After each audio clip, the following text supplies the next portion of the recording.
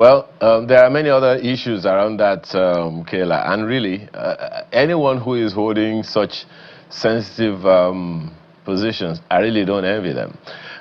When we talk about voters, when we talk about, things that we need to do as a people, you said, are we ready as a people? Now, the people part, even though we're all Nigerians, the people part is the voter part. And that voter part, there is a generation we don't usually give attention to, or we don't factor in significantly when we are talking about all these issues. The so-called Gen Zs, Generation Z. They have a peculiar language, a peculiar way of doing stuff.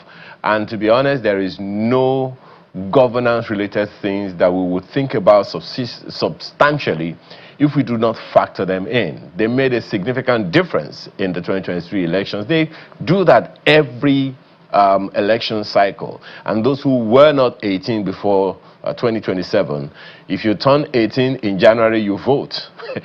in February. Will you vote in February? Maybe we'll be asking our guest this morning. Professor Ayobami Salami is the resident electoral commissioner for INEC in Lagos State. He's here with us in the studio. Thanks for joining us this morning. Thank you for having me, and good morning to our viewers. Well, I'm going to be undulating between issues this morning, but let that thing that I just asked now, anyone who, the CVR ends on Sunday, you said, July 26th? Yes. Okay, so people can still register on July 26th? Exactly. Okay, but that means that anyone who turns 18 in January next year is not eligible to vote yet. For you to be able to register, you have to turn 18 latest by 26th of July 2026. Okay. Anything beyond that, you are not eligible. Okay. Well, straight to that issue then.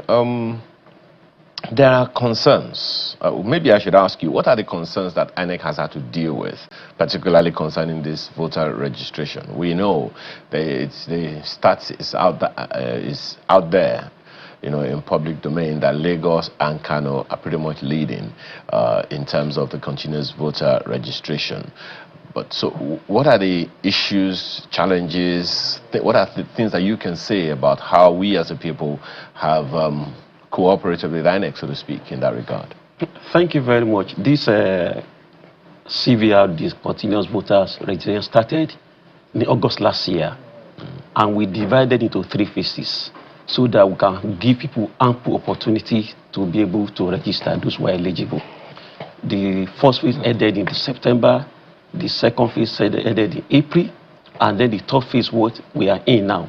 It should have ended about 2 weeks ago, but because INEC still want to give opportunity for people, because mass participation is very important for our democracy, and that is why it has been extended by another 2 weeks.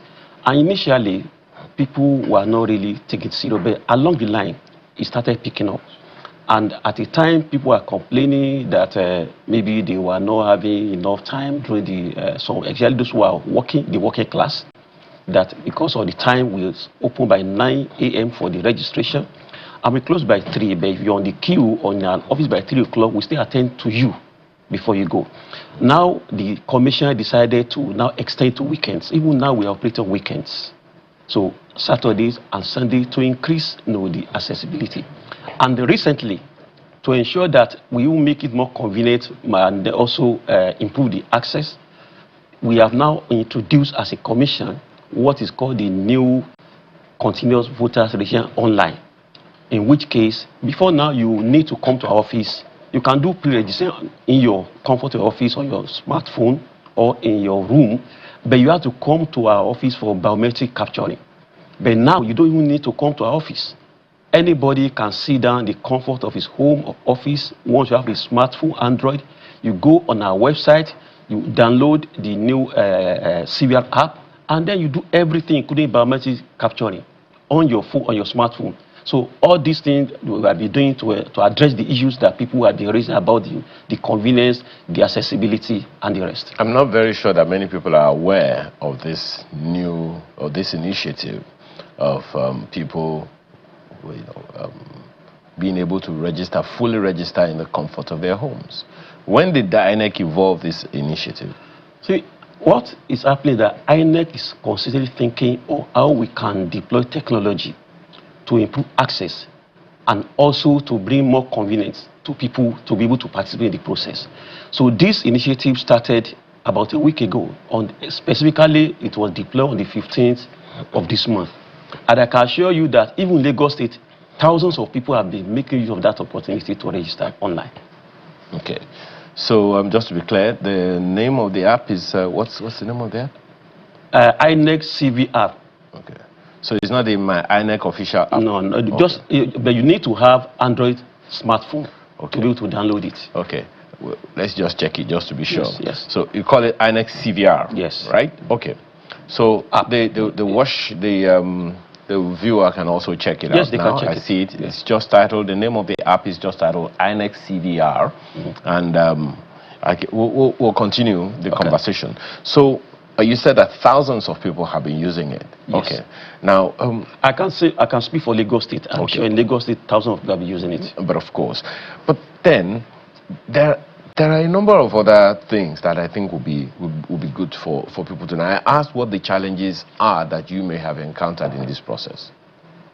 Well, like I said earlier on, we are as a commission, there are times we have the issue of the network, maybe when people come to our office, sometimes we have the downtime. I mean, with respect to network connectivity, but this has not been a major issue because once we have that one, it doesn't take much time. It's resolved, and then people are able to register. But we don't control that. So, and that is why now we say that you don't even need to come to our office, and you can do it in the comfort of your home or your offices. Okay. Just a quick one before I throw it to Kayla shortly. There's this recent judgment that the appeal court, ordered in favor of INEC, so to speak. Yes. The judgment that was in favor of INEC, that the challenges that the political parties had of the timelines, the guidelines of INEC were issues that, they didn't really, pretty much the appeal court was on the side of INEC. Does that nullify some actions previously or not? How does that affect your function as a resident electoral commissioner?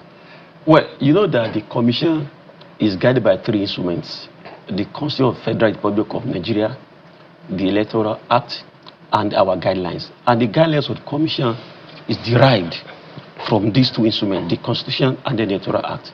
So when the commission came out with the guidelines, so some people exercise their fundamental rights by going to the court, and the court has given a judgment which says that the INEC guideline is still okay, and so we keep with our guideline. It does not affect our continental programs as originally envisaged and publicized. Okay. So let's quickly go to Kayla. I think there are some issues to be addressed there. Go ahead, Kayla. Indeed. Good morning, Prof. We've been listening to a lot of the things that you've been saying, but just so we can get a sense of how the extension of this continuous voter registration has impacted Nigerians. Are there more people registering as a result of this extension? Are we going to see more people register this time for the 2027 general elections? Thank you very much, Kayla. Within the last few days, we have seen a surge with respect to the registration, and this is what we had been preaching from the beginning of this exercise, that people should not wait the last minute or the last time to come out. But I can assure you that within the last 1 or 2 weeks, in Lagos State in particular, we have witnessed increase in number of registrants, and I'm also glad that even when we introduced the new online CVR portal, Lagosians have been making sure of this opportunity, and we have a lot of them registering using this portal on a daily basis.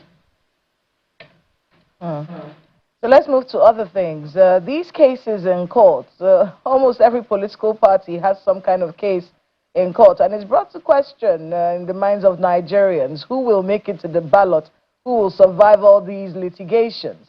who are we going to see on that ballot when, 2027 comes around? Is that something that worries INEC? Well, of course, INEC is also worried just like any other Nigerians because whatever the court decides, we must implement as a law-abiding commission. So whatever the decision of the court, the INEC is bound to obey it. And if it comes too close, to the deadline, it might become, raise some issue with respect to our preparation. But despite all that, I know the commission has a lot of inbuilt mechanism to deal with every eventuality so that at the end of the day, it will not negatively impact on the process. What that has also done is raise the conversation about how INEC has handled a lot of these judgments in the past few months. Of course, you know that INEC has been criticized, and many political parties have been really critical of INEC, saying that in many ways your interpretation of court judgments shows some kind of bias, and of course, many people have felt, look, a lot of these rulings in courts are, impacting on internal politics of our parties, and we don't want any kind of invasion by INEC. What do you make of those criticisms, and how are you gearing up for more criticisms as more cases are going to be ruled on in court? You know that the commission, as a public institution, we are used to criticisms, and then it also helps us to assess our process and then improve our activities. So whatever criticism that people bring forth, we look at it objectively. What is right, we take in. What is not right, we jettison. But we ensure that we play by the rule and we follow the Constitution of the Federal Republic of Nigeria, obey the Electoral Act, and then stick to our guidelines and ensure that every court judgment that is given, we obey. I mean, I like the fact that you're answering the questions, really straight to the point, because that's what the Nigerian people need when they're listening to an umpire like INEC. The way sometimes it doesn't feel like things are clear. So just so we're very clear about a few of these issues. Now let's talk about the main problem, the main criticism that INEC has to do with your chairman. The fact that your chairman, not just this one, the chairman of INEC over the years has always been an appointee of the president, who happens to be a politician. This particular INEC chairman has also even been criticized of being, having some kind of affiliation to the ruling All Progressives Congress, although we saw how that unfolded. But that main criticism about the fact that the chairman of INEC should be someone like you, someone from the ranks that came from the beginning and grew up to becoming chairman, and not just somebody who the president appointed. And it brings to question the loyalty of this person. Will Professor Joash Amupitan be able to carry out his duties freely and fairly if those duties in any way affect the interests of President Bola Ahmed Tinubu? Is that a possibility? What do you make of that criticism? And just to get your thoughts, do you think that being an appointee of the president should continue as INEC chairman, being an appointee of the president? Should that be the way to go, or do you think that this should change over the years? Well, let me say that in this matter, my opinion is not what is important. What is important is what the Constitution of the Federal Republic of Nigeria states. And I'm sure that what we are operating now is the Constitution. And the process through which the Constitution states that the chairman or the REC or any officer of the commission should be appointed is what is being followed. And once that procedure is followed, the Constitution is obeyed. I don't think there's anything wrong with that. And until that Constitution is changed, so that is what we have to operate with. But I want to assure you that the chairman of the commission is very objective and is an unbiased umpire and will deliver free, fair, and credible election in 2027. The last INEC chairman had to deal with a very big issue during the last elections, and it had to do with the IREV, the real-time transmission of results. Now, following that criticism that he had to deal with, we saw what happened at the National Assembly, and then we can see right now that the real-time transmission of results is not mandatory. And of course, a lot of Nigerians it can happen, it's not mandatory, but it can happen. Many Nigerians will be looking at INEC and wondering, are you able to, ensure that this process is free and fair come 2027? if the transmission, real-time transmission is not necessary, is not mandatory, is that a loophole that INEC is going to exploit? And then we now see a situation where we don't get real-time transmission of results, even when they can be done, when network is good and all whatnot. So talk to us a bit about how, as a commission, you're going to be handling that criticism, because you will face it in 2027. You know, and then of course the issue about network connectivity across the country. Is INEC up for that particular task? Let me first of all say that INEC as a commission does not exploit the loopholes. And so that is not really what we do. What INEC we are doing and what we do in the 2027 election is to ensure that we deliver a free, fair, credible election to Nigerians. We hold it a duty to Nigeria and to Nigerians. And that, I believe, INEC will do. And with respect to the issue of the network connectivity, you will agree with me. The INEC is not fully in charge of that, but we are engaging the stakeholders. And I can assure you that, by the grace of God, you will not experience that kind of hiccup again. And then when it comes to the political parties that you're going to be dealing with, how are you with, I know they signed a lot of peace accords and a lot of stakeholders engagements, like you said. And then, you know, one fixture that we've seen in INEC is the fact that it's now core members that we see handling the election in polling booths and whatnot, and polling centers. How are we doing with the protection of our children who are going to be handling something so sensitive in such a contentious election? As an unbiased umpire, we try as much as possible to engage people who will be neutral in the process. And that is why we came to the issue of engaging the youth corps who came from different parts of the country and are not from that community, and they are serving their nation, and they are, you know, with that level of commitment. So that is why we keep on using these core members, and also the available manpower for us. But with respect to their protection, the Commission is concerned about that, and then the Commission is engaging the security agencies to ensure that they are well protected in the forthcoming elections. Just to, excuse me, just to quickly confirm, or rather inform or remind the viewer that, as you said, they can now register to vote in the comfort of their homes. Yes. Or even on the bus, wherever, they can vote where they are. Yes. So let that word go out now. Yes. Excuse me, I hope there is a feedback conduit in the event that some people are having challenges with the process. Is there a feedback challenge, a feedback channel through which they can reach out to INEC Lagos? Well, of course, we have our, we'll be engaging the stakeholders right from the beginning of the exercise, and then we have a feedback mechanism through which we get, you know, whatever is the complaint from the people.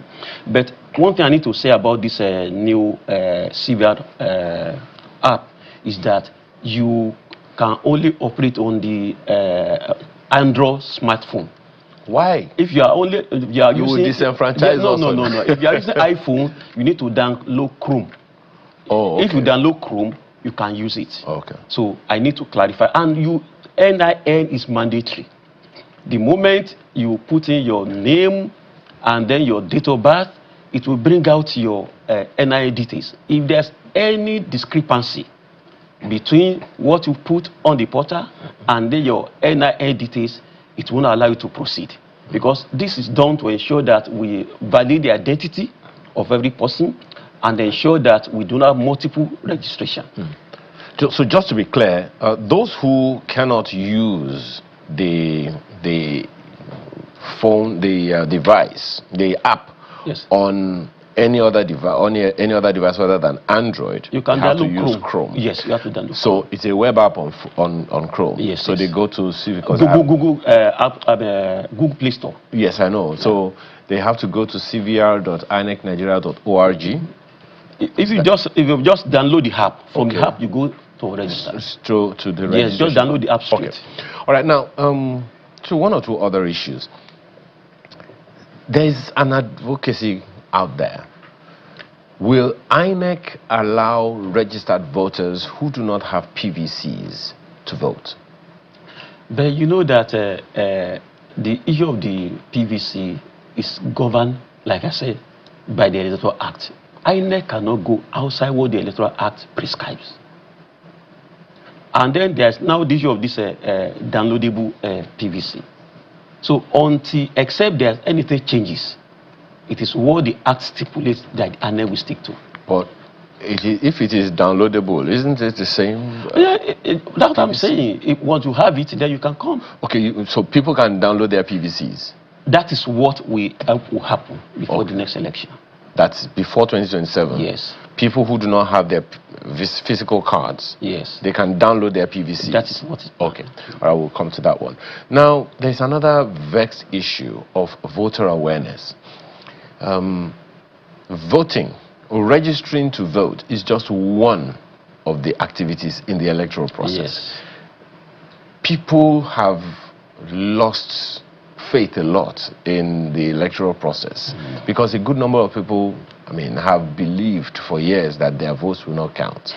And unfortunately, once they pass on that word, it seems like it's been catching, you know, like wildfire. Until the last general elections, the voting percentage has always been on the downward trend. What is INEC doing about that? Lagos has a 20 million average population. A good number of that, 60% of that number is the voting population. So that's a sizable number. So what's INEC doing, or what will you be doing as the resident electoral commissioner in Lagos to ensure that this voter awareness is expansive enough to encourage people to trust the process and vote? Thank you very much. See, in Lagos State, we have been doing a lot to engage the relevant stakeholders. And let me say that voters' education and the awareness creation is the job of everybody. INEC cannot do it alone.